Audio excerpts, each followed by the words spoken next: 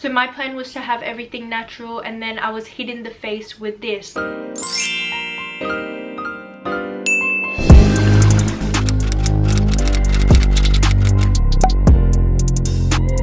What's up guys, welcome back to my channel. Before I start this video, I just want to quickly say that the channel name has officially changed from Hey Juan Vlogs to hayleybernatova, which is my name. The reason why is because if I'm going to be posting beauty and fashion related videos, I thought that this shouldn't be a couple channel anymore.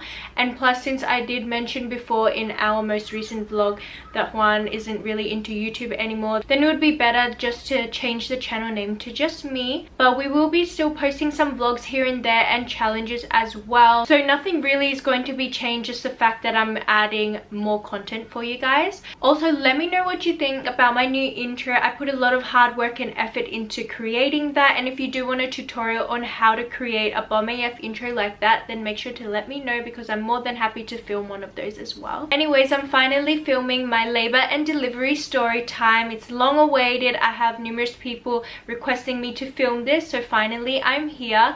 And also, it might be a bit wishy-washy just because my memory isn't that fresh, as it happened more than 6 months ago, but I do have my phone again with notes about what happened, so I can just remind myself of what happened, you know what I mean? And I'll try to make this video not too long and not confusing, because I do understand that with story times it can get boring as well, so I'll try my best not to bore you guys, because that's not what I'm here for. First, I'll give you a little backstory about myself. If you haven't watched my 18 and pregnant storytime video, then be sure to watch that right after this video. But basically, at the start of it, I did mention how I've always wanted to be a young mum. I knew in my heart I've always wanted to be a mum, and one thing that haunted me about being a mum is the fact of giving birth. Seriously, my whole life I've been like zero pain intolerant. I hate taking needles. I just hate pain. I don't even think I'll ever get a tattoo as well. So yeah, I just hate pain. My whole life I've been basically a big baby, and the thought of giving birth was just like, oh my gosh, how can women do that? Like, how can women give birth? So I've always feared the thought of giving birth, probably because in movies you see how women are in so much pain and it looks like the most scary thing ever. But trust me, in this video you're gonna see how my mind changed about labor and delivery just like that. Well, not really just like that, but near the end of my pregnancy I started to really think about giving birth. So at the beginning of my pregnancy, giving birth never crossed my mind, which was really weird, but near the end, at around 7 to 8 months pregnant, I was starting to get a bit worried, like, oh my gosh, it's gonna happen, I'm going to give birth soon. So if you know me, I'm a really positive person. I try not to let any negativity inside my life. So I did some research about giving birth and different techniques and how to keep yourself positive, and I did come up with 3 tips on how to help yourself be positive and be ready for giving birth. So my first element is visualization. This might sound a little bit weird, but we're all mature gals here. I would imagine that my baby is exiting a big canal, not something small, because I feel like that's what lots of people, like women, are scared of, that it's impossible for your baby to come out because you're thinking that they're coming out of something small, which is not true. I always had to keep in my mind that it is possible for your baby to come out, and it's not going to be coming out of something tight. So that's one of the things that made me feel less worried about giving birth. And now my second thing is having a positive mindset. I'm a firm believer of manifesting, and this kind of ties in with the visualization, but basically just having positive thoughts and thinking that this is an amazing thing that's about to happen, really just eliminating the theory and thoughts that labor is such a scary thing. So I started to kind of like train my brain to think positive about labor and everything like that. And the third thing is believing. So whether you believe in God or something else, I believe in God, and throughout my whole labor he gave me a reason to be more thankful for him and also have no fear about the whole labor as well. I know that he designed us women to be able to give birth, so that's what always stayed in my mind through everything. But those 3 tips did help me prepare for my labor. And also I did use these 2 essential oils, and this is a lavender oil and a peppermint oil. So with the lavender oil, it helps calm you and relax you, so the aroma of it just makes you feel more relaxed while you're in labor. And then peppermint oil helps with headaches. So this one actually says headache relief. and it smells so good, like the menthol smell. Oh my gosh, menthol or menthol? Menthol? I don't know. I want to smell it right now. So good. So I remember I applied peppermint oil at the back of my head and also just under my nose, like on the tip of my nose, and it helped me breathe more, be more relaxed as well, and took away any headache, which I didn't have any headaches, but I think it just cooled me down because it's like refreshing. And then with the lavender oil, I applied it at the temples of my head, and I got someone to massage them through. I think it was Mama Sandra or Juan, and they massaged it through my head, and it just made me more calm through the whole process. So I gave birth to my beautiful son on Wednesday the 5th of September 2018, and my labor started on Monday the 3rd. So I do remember waking up in the middle of the night. It was like 2 a.m. and I was feeling like these cramping pains in my stomach, which were very mild as well. They weren't like harsh or strong. It was just weird because it was like 9 months since I last had my period, so I didn't experience any cramps whatsoever. But I did wake up Juan because I thought, oh my gosh, I'm in labor now, which it is classified as early labor anyways. And I woke him up and he's like, oh my gosh, how do you feel? We were both getting excited but nervous at the same time. He's like, you need to call the birthing suite, because my midwife did advise me to call the birthing suite when you think you're in labor or having any pains. So I did call the birthing suite. They asked me a couple of questions and they said I need to come in to get checked on. I went back to sleep and a few hours passed, and we did end up going to the hospital around lunchtime just because Juan finished work then and I wanted to go with him to get checked. So I got checked and I was only like 1 centimeter dilated, which isn't enough for you to stay in the hospital. So of course they sent me back home, and I didn't mind because my cramps were gentle, as I told you guys. So I just went about my day, did everything normal, but I had cramps, and I can't believe that I was 1 centimeter dilated. Like, that's the start of the labor process. So I was really excited. And I remember the cramps would last like 10 to 20 seconds and would come every 8 to 10 minutes, which is kind of regular, but then there would be like an hour gap and then come again. So it wasn't really nothing to worry about, but I did make a note of how often they happened. So the next morning I woke up with worse pains. Like, this was the level my pains were on Monday, and now it was like about up to here.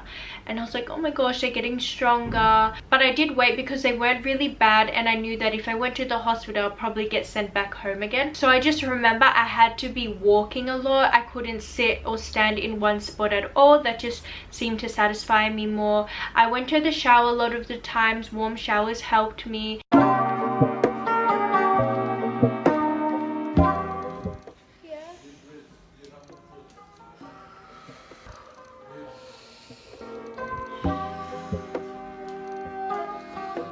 They would come every 6 minutes this time and last about 30 seconds each. So they were more and more regular as well. And the whole day I just got through them all. I wanted to sleep, but I literally couldn't, because when I laid down I would feel a pain come every 6 minutes or so, and it was just so uncomfortable. At around 6 p.m. that's when my pains became really bad. I called my parents and I called Mama Sandra, who is my mother-in-law by the way, and I let them know that I think I'm going to be in labor soon. And my parents said, oh my gosh, this is exciting, you're gonna do great. And Mama Sandra said, oh my gosh, I'm coming right now. So we didn't actually plan for her to be there for the delivery, but she did come, and we really appreciate her for being there, and I wouldn't have changed it for the world at all. So she came, and all I remember doing was literally in my hallway here in my closet area, I was walking up and down and taking the most deepest breaths and just going and Juan would hold my hand through it all, and Mama Sandra did too, and they like breathed slow with me as well. So it was like I wasn't alone, they were there doing it with me, which was so amazing. I just kept going up and down and until I was like, no, that's it, I'm in so much pain, I have to go to the hospital. So we go to the hospital, I got checked in, and guess how many centimeters I was dilated? I was only dilated 2 centimeters. Are you kidding me? 2 centimeters. I dilated 1 centimeter in more than 24 hours. Like, That is just so annoying. But anyways, I did stay in the hospital because it is my first time being a mum, and they saw how badly I was in pain. I had 3 midwives. My first midwife was only there for a short time. She finished her shift at like 11 p.m, but I was really glad because I wasn't getting good vibes off of her. She just put me off because she wasn't that welcoming and she was a little bit rude. So I feel like she was just doing her job for too many years. I don't know. But when my next set of midwives came, it was 2 of them. I had a student and another woman, and they were so amazing. They were the best people ever. They were so understanding, positive, and they did everything like I asked. Not really like to make me seem like I'm demanding, but I told them exactly like I want everything to be natural. I don't want to take any drugs. I don't want epidural. I wanted them to help me prevent myself from tearing. I just told them all of this stuff. And hold on, show Santi. I'm gonna show him to the camera.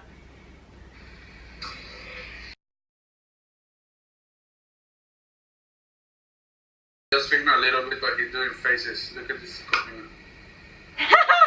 So on this point in time, it was around 11 p.m, and that's when my pains were like excruciating. It felt like I needed to shit. I just felt like pushing my baby out, but it wasn't time yet. I remember taking a very long shower. Honestly, at that time it felt like it was 15 minutes, but Juan did tell me it was like an hour and a half or something like that. So he had like the shower head on my back, and Mama Sandra was just massaging my lower back because that's where all of the pressure felt. Ever since like my early contractions, I felt pain in my lower back region, which also when they checked where Santi was positioned, apparently his spine was against my spine, so that's why I was getting those pains. Like they were really severe. They were just at my lower back, and oh my gosh, it was so bad. I even tried one of those medicine yoga balls. I tried bouncing on it for a little bit, but that didn't help at all. I preferred just walking up and down and taking nice hot showers. I also had like heat packs on my lower back, which seemed to relieve the pain as well. A couple hours passed and my contractions were getting really bad, so my midwife suggested that they would break my waters for me since it didn't break at all, which I honestly thought, like the movies as well, that my water would break and that's when I'd know I was gonna be in labor, but that wasn't the case. So I was like, oh my gosh, is that gonna hurt? And they said no, it's just like a long like bamboo stick or something with a hook at the end, and it would just attach to like the sac and all of the fluid will come out. I'm like, okay, that's okay. They said I promise you'll feel good, and it did feel so amazing. It just felt like a waterfall, like releasing out. And I remember it was really warm, the water. So that happened, and apparently once your water breaks, that's when you dilate up to speed. And I think when they next checked me, I was like 5 or 6 centimeters dilated. So after 5 centimeters dilated, that's when you should dilate 1 centimeter every hour. And I just remember I was just in so much pain by then. My midwife showed me different positions that I should start practicing for when I'm able to start pushing. And I remember there was one when I'm on the bed head, I'm gripping onto it and I'm just letting gravity take over, do its job. There was one when I was standing up and had my arms like on top of Juan's shoulders, and I don't remember if what was the other one, but yeah, there was like a couple more positions they showed me. And then I was practicing my pushing as well, and then that's when I was getting very irritated, where I was like, oh my gosh, this pain is crazy bad. My midwife told me that, Hayley, you do know you can have the happy gas? And I was like, really? Like, I didn't know that was all natural. Well, it's nitrous oxide, I believe, which is happy gas. So I was like, oh yes, please, I'm gonna try it. They taught me how to use it, like to inhale it like slowly, and there's like different levels of it. I stayed at the lowest level because I'm like, I don't want to inhale so much stuff into my body, you know. So it just took the feeling off a little bit, but not really. It just made me feel like I was on cloud 9. The more I inhaled it, the more I forgot pretty much the whole night. I just remember Juan said there was a crazy moment where my eyes were going each side like this. Oh my gosh, I remember like rolling my eyes back and forth and just hearing a lot of people talk. And yeah, so with every contraction that came, I started to push and push just to relieve some pain for me, because that seemed to help me a lot. After inhaling so much of that happy gas, I just remember seeing like a group of people standing at the end of my bed, and there was the one main lady. She was the doctor, and she said, Hayley, I need you to listen, I need you to focus, you need to have an emergency C-section. And that's when I was so shocked. Mama Sandra was shocked and Juan was shocked as well, of course. And they were like, why? So my blood pressure was going too high, and as it was going up, Santi's heart rate was going down.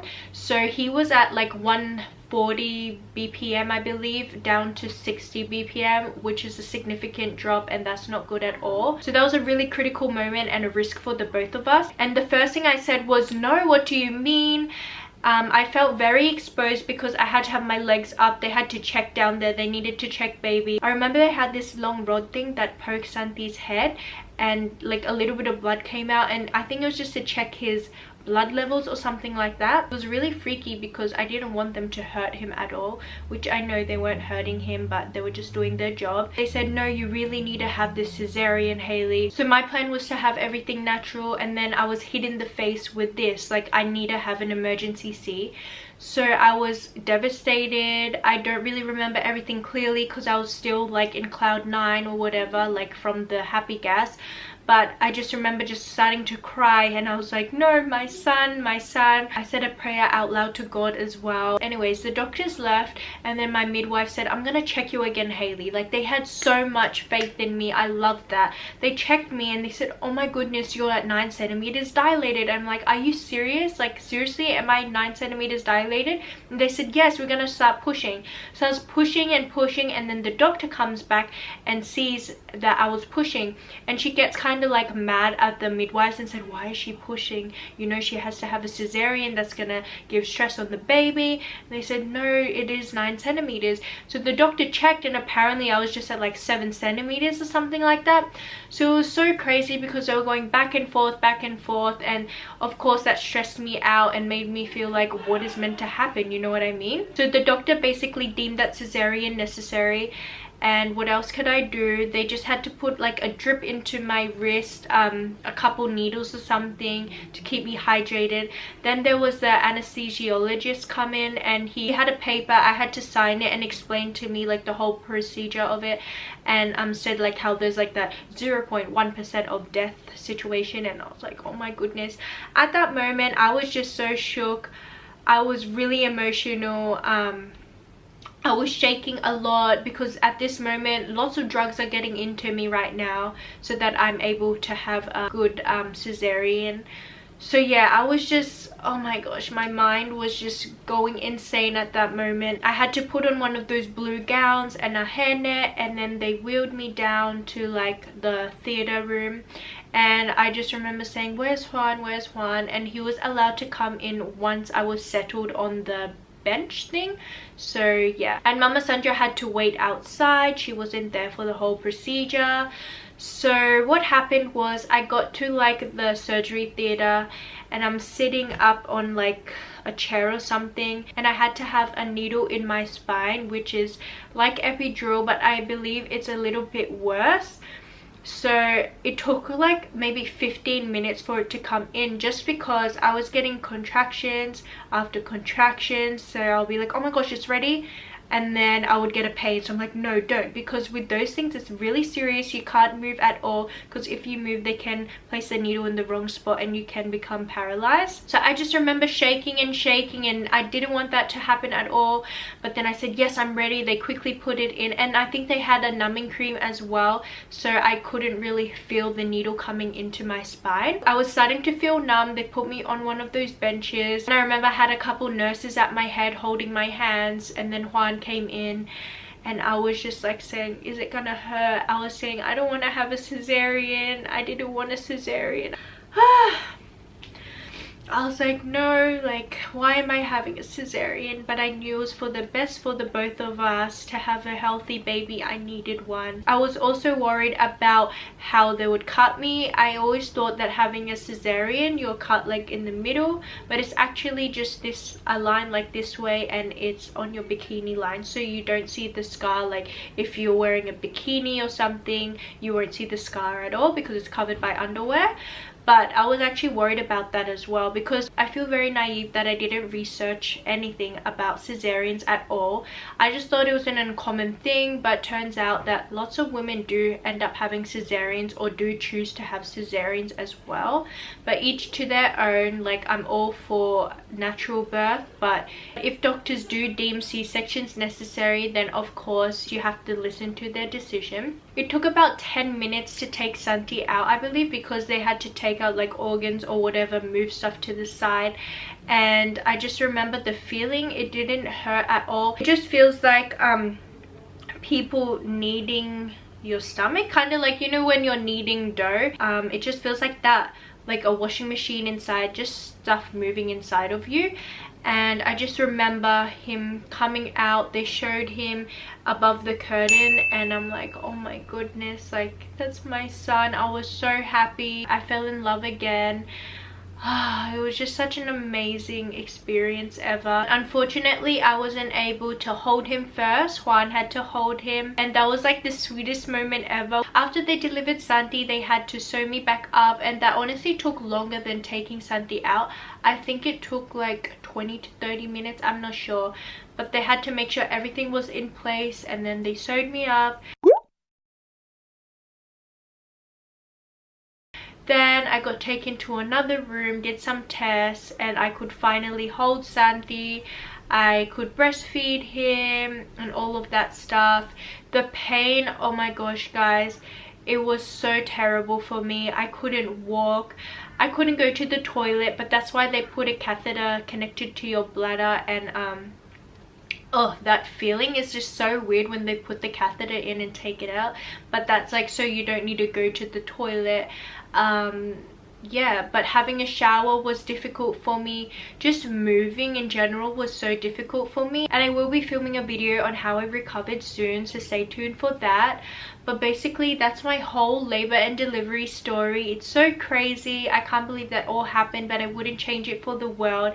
Definitely not what I expected to happen. So that's why I feel like the moral of my story is that no matter how positive you can be, which is good, always stay positive and always stay strong. Things will happen unexpectedly, and you have to be prepared for that. I'm really happy that I was not only physically prepared, but I was mentally prepared for this. Like, yes, it had me shook. I was shaking. I was like really terrified that I got the news that I needed to have an emergency cesarean. But if I didn't have that, things could have gone really bad. So I'm super proud of myself for staying strong through it all, and for being positive, and for trying my best to make my whole labor experience as natural as possible, like what I wanted it to be. Labor was honestly the most amazing thing I've ever experienced in my whole life. I would do it again and again and again. It's honestly not scary at all. It's just so perfect. Like, it's so surreal, and it's so amazing that there are billions of us superwomen in this world, and we all have our own story. So that was my story. I hope you guys enjoyed, and I'm so sorry if it did turn out to be long. But if you did enjoy this video, don't forget to give it a big thumbs up. I'd appreciate it a lot, and don't forget to subscribe as well. I'll see you guys in my next video. Bye.